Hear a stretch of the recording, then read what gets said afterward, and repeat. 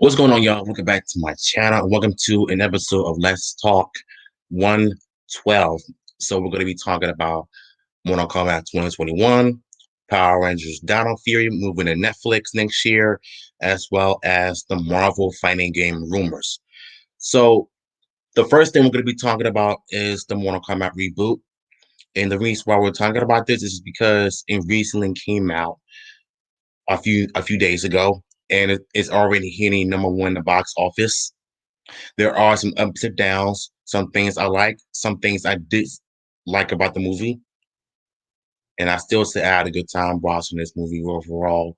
And the first time I seen it, I mentioned this before, I downloaded this app with there's free movies on there. I was watching it, and it looks like it came out of a movie theater with there are some dark spots that was really unwatchable, but I watched it anyway. The second download app that I downloaded it. So what I'm trying to say is that the second app that I downloaded, it it looked the better HD, good quality content on there, and I was able to watch it all the way up to all the way to the end. So I still say the movie overall is still good to me, in my honest opinion, despite its ups and downs.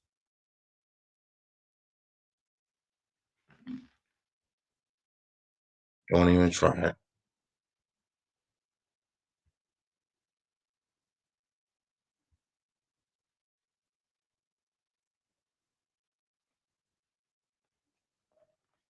So, anyways, so the Mortal Kombat movie is still good to me, despite its issues, and I give it a 4 to 5 for a reason. But at the end of the day, you know, it's still number one in the box office. So people can say what they want, but you can nitpick all you want. But I'm not gonna let that, get me depressed because people didn't like the movie. That's fine. But to me, it was a movie that we all wanted for years. Future Boy Kamikaze, what's up? I appreciate you stopping by. And to me, this movie broke the video game curse. It had blood, it had gore, it had some comedy, and it had some drama. And it's everything I wanted out of this Mortal Kombat movie. I'm no critic, but in all honesty, I still enjoy the movie. It's better than the last two films from the 90s. Now, don't get me wrong, the Mortal Kombat movie from 1995 is still a good film. It was not perfect by all means because it had no blood and fatalities.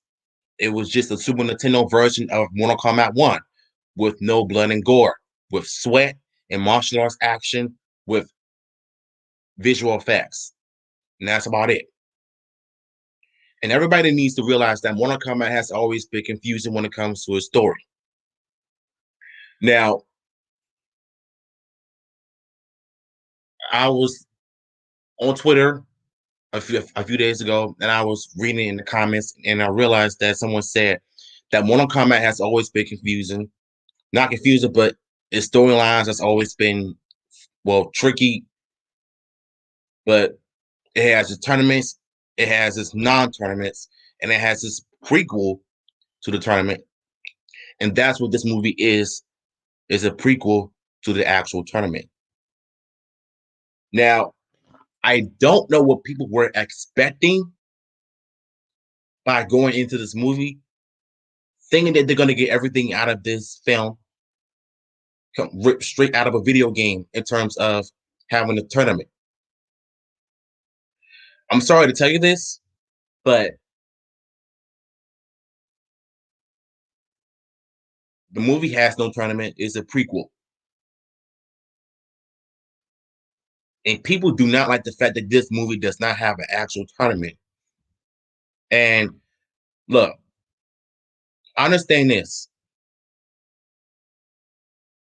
Just because it's a reboot doesn't mean it has to be exactly like the game. The costumes, too many characters. I mean, they can only do certain amount of characters to have in this film.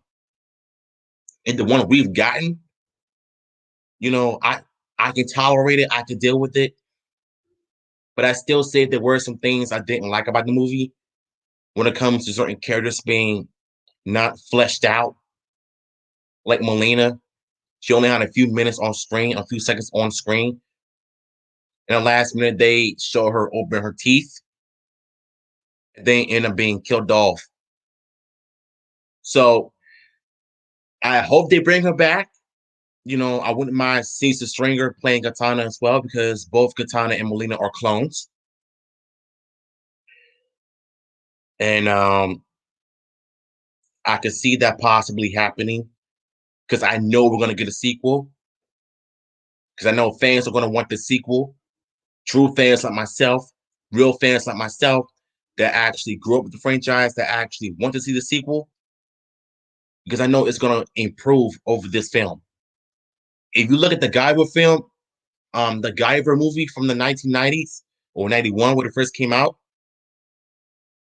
and then when you look at Guyver, the Dark Hero in 1984, the sequel was an improvement over the first one.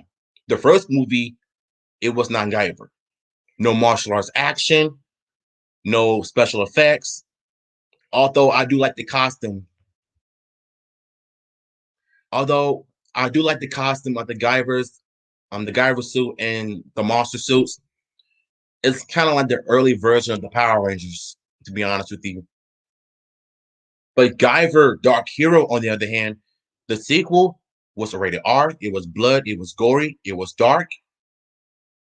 And the one thing that you might not know, fun fact, y'all, the actor or the suit actor who was one of another Guyver or the Guyver suit was the stuntman for the Power Rangers movie, the first one back in '95.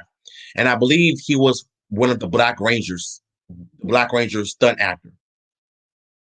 So it kind of makes sense why the fight choreography in that film was so similar to the '95 movie. I was like, wait a second. All of that kind of makes sense, to be honest with you. And I was like, okay, this makes perfect sense why it was so different from the Power Rangers movie. Now imagine if the sequel of the Mortal Kombat film with Johnny Cage and everybody else in it were to be an improvement over the first one. Now, granted, if we get a sequel, I will guarantee you it's going to be far improvement. But I still say you need to show Simon McQuaid to not jump cut edits and leave certain scenes and fight scenes alone. Let it be a little bit more longer. And I would still say I would have it to be 2 hour long movie. That way we would have had all of the characters that have development, had their own time to shine.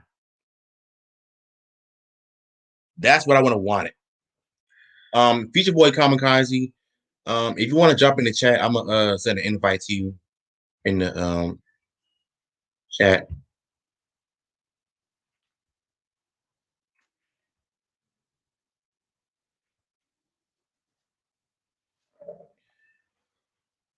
So I think to me, this film, it broke the curse, in my opinion. And you want to know, I find it funny that people calling this movie trash because they didn't like how it didn't live up to their expectations. Here's the thing. If it was so trash, why did it become number one in the box office? Why did it make so much money in the box office? Ever since the movie hit the US, it did good overseas, but then once it hit the United States, guess what? It became number one in the box office. So what does that tell you?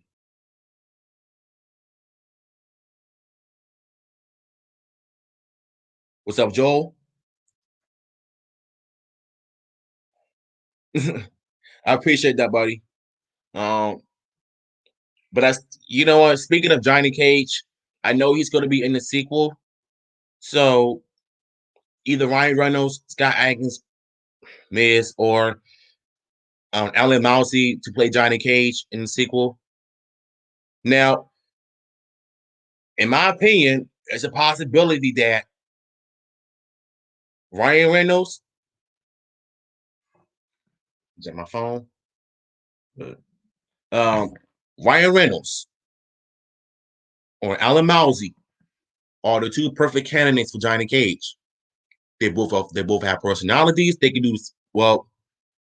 Alan Mousy can do splits when it comes to his fight scenes, and I was I will still give him the role of Johnny Cage because he's the perfect role. To be honest with you,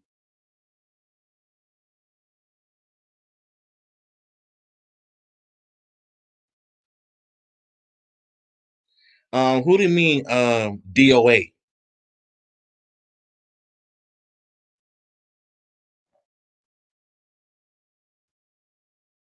Let me.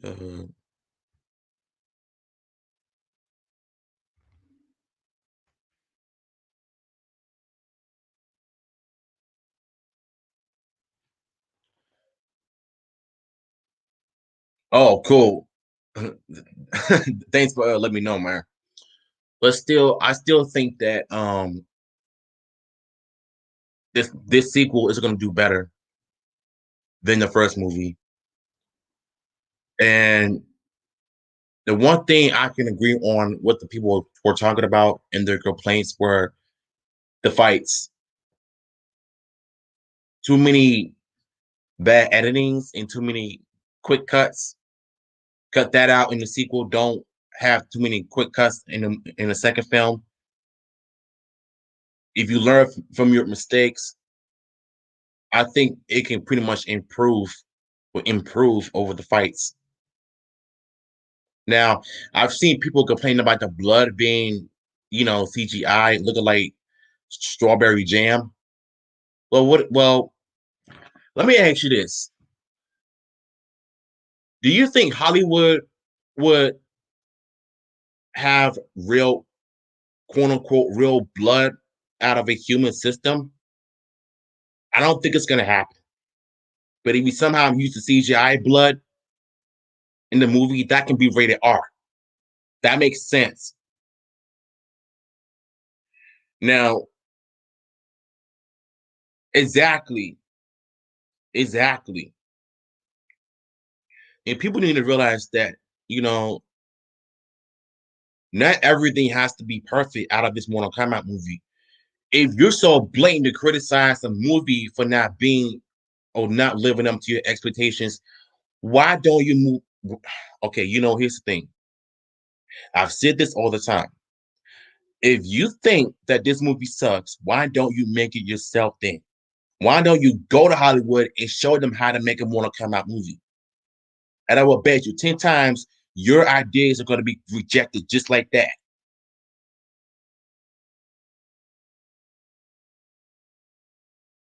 And thing I find strange is people think that, Mortal Kombat Annihilation is better than this movie. And what term exactly? How is Mortal Kombat Annihilation better than this 2021 movie? People in there, people in there, stupid logic, bro.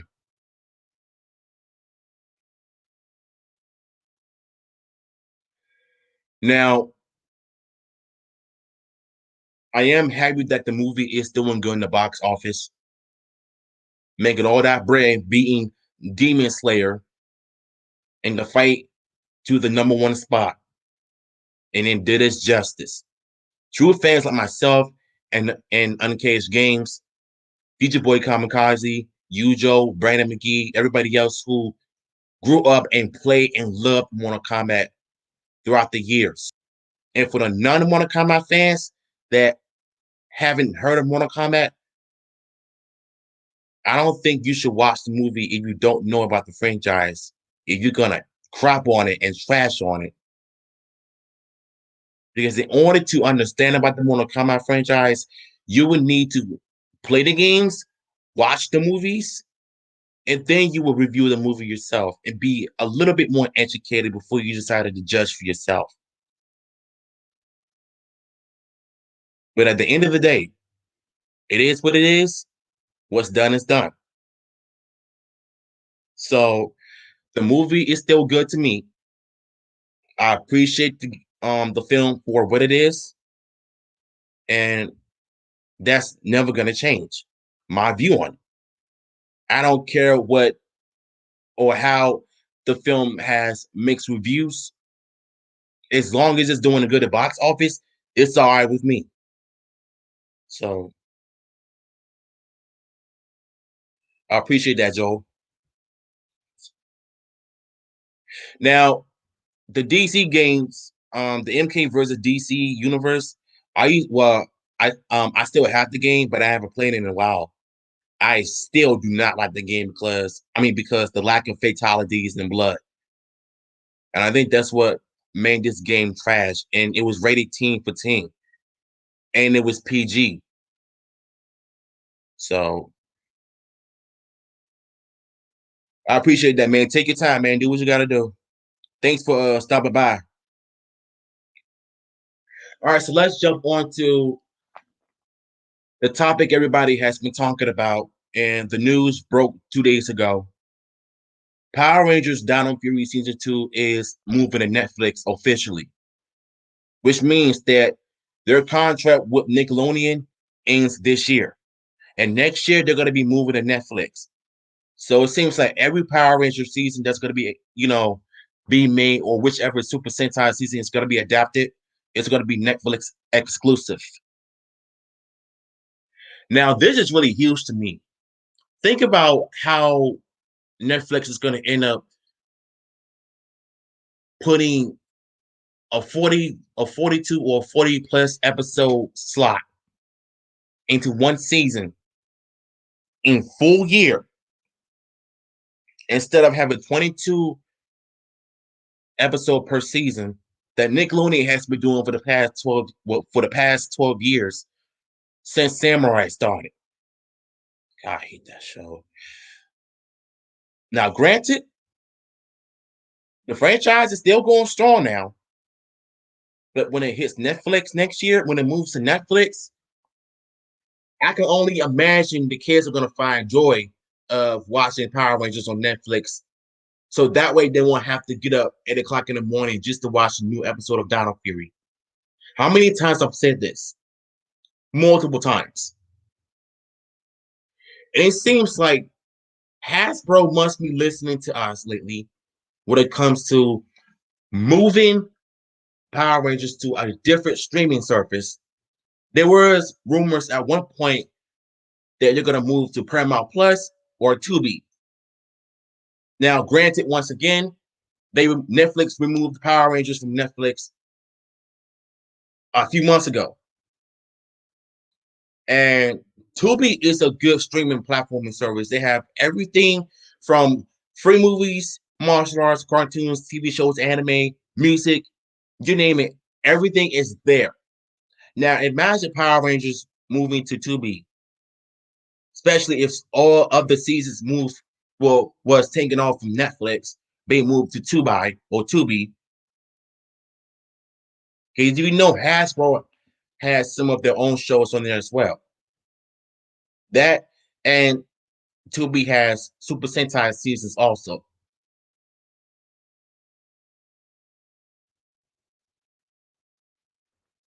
And why do I think Power Rangers Dino Fury to be a Netflix exclusive season or show next year? I think it's a good idea. Because to me, this will easily be the best thing for Power Ranger fans out there. That way you won't have to worry about Nickelodeon messing up with their time slot. I mean, messing up with their time slot when it comes to the hiatus. Wait 9 episodes, wait for 6 to 8 months for a new episode to come back. But don't worry though, when the spoilers come out this summer, I'm gonna review every single episode. Now, last year I haven't been able to review the Beast Morphers episode because I just didn't want to watch the show anymore because it was starting to get bad, really. So Power Rangers Dino Fury season 2 moving to Netflix next year exclusively. Done deal. So now we ain't got to worry about Nickelodeon, messing up our time slot, ruining our show like they've done for years. And I kind of feel like this was a breath of fresh air. Now, when I was watching, uh, let me search for this dude's name.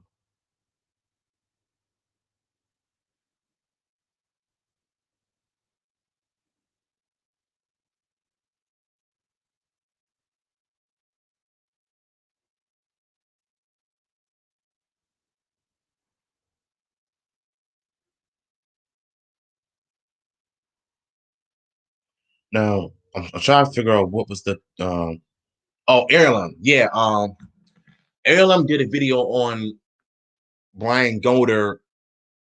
Brian Golder, the CEO of Hasbro, about what the franchise is headed in the future when it comes to the streaming service and coming to new shows, anime series, or whatever, and the movies as well. But the thing is, when he mentioned new shows, he was basically talking about Dino Fury. So they're going to end up adapting more Sentai seasons if they have to.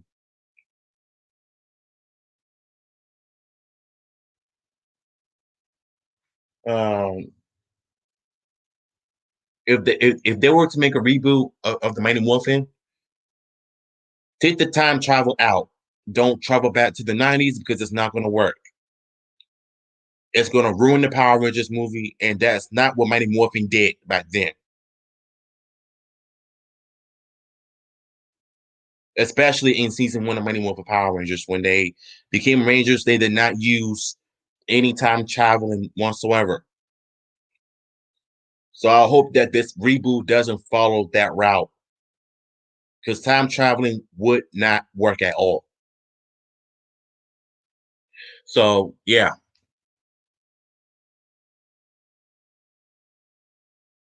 I'm still excited for Dino Fury because when the summer spoilers come out, I'm gonna watch it and I'm gonna do my review of it.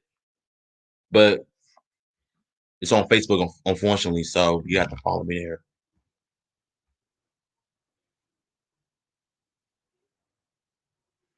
So yeah.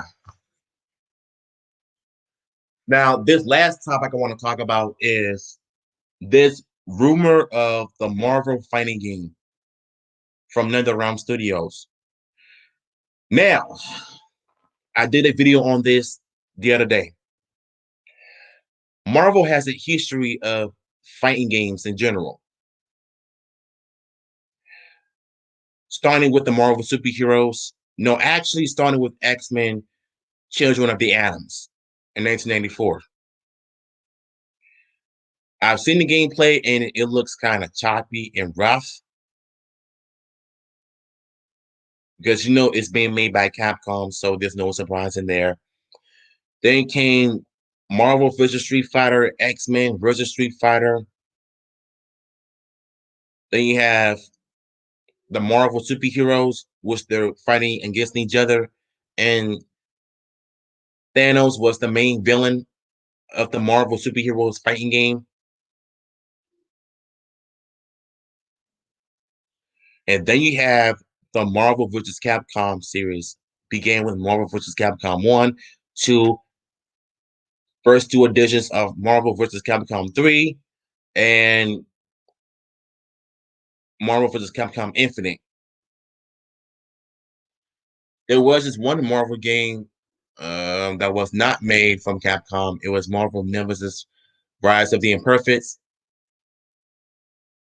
I used to play the game back in the day all the time, but I didn't find myself liking it because it was hard for me to, you know, beat the game. And it didn't feel like a fighting game at all. It felt like a beat 'em up.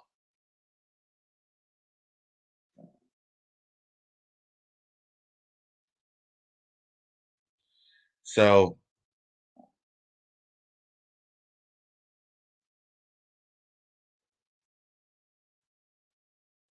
if they were to be, if they were to be true about Marvel um Marvel fighting game from NetherRealms, I wouldn't imagine them being just as worse than, you know, Mortal Kombat versus DC Universe. And that game is terrible. But I can promise you this: if it were true, I wouldn't imagine if the first trailer came out, everybody would have been stoked. I mean, it'd probably play like Injustice 2 or MK11. It, I mean, it'll probably be something way different, but just don't make it into a Capcom like fighting game when it comes to the character design. I mean, when it comes to Capcom's character designs, right? If you look at Marvel versus Capcom Infinite, their bodies look way off, especially Spider-Man, Black Panther, Captain America. I mean, Captain America, they all have big, well, small heads and big bodies. The chests are a bit big, and I was not a fan of it at all. I mean, I wanted to buy that game at one point, but it was just a mess. I didn't like it. Matthew Morrison, what's up?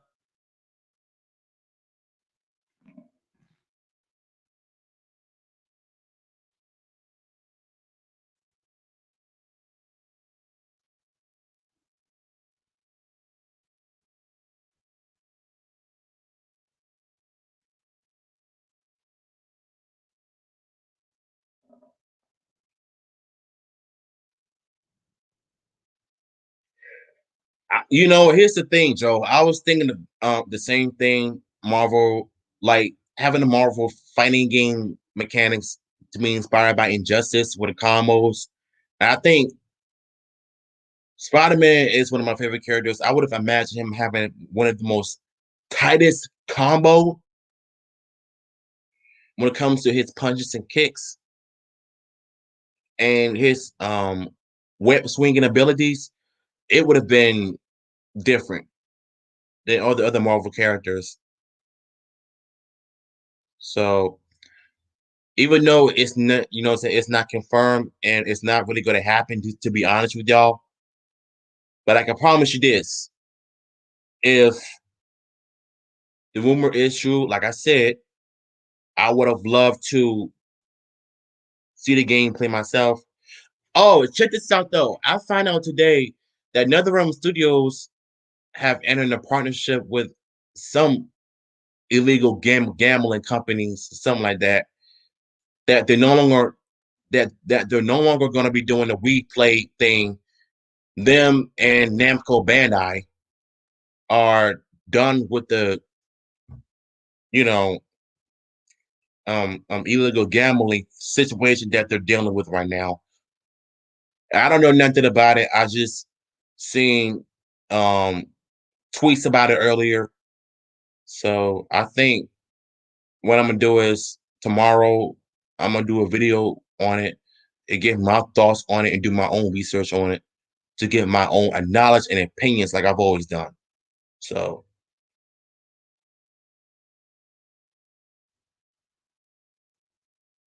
yeah, I mean I'm sure they will. Hopefully, they'll have the same talented artists who did the Injustice and the Mortal Kombat fighting game series will work on the Marvel stuff as well. But unfortunately, I don't think you know this new Marvel fighting game wouldn't be having fatalities. Um, it's a possibility that it's going to end up being PG or rated team for team. I mean, you could have some blood in it, but just don't um kill them. Well, here's the thing: Injustice and Injustice 2 never had a fatality. Only thing they had was the video game. I mean, the special moves, the super moves. So if Marvel ends up having the same thing, sign me up. So yeah, I think that's gonna be it for this episode of Let's Talk. I thank y'all for coming out. Feature Boy Kamikaze, Joe, aka Falcon, Matthew Morrison, Brandon McKee. Shout out to everybody who came out. chatting with me, you know, and I'm gonna end this off with a bang. So until next time, love y'all. Stay safe out there.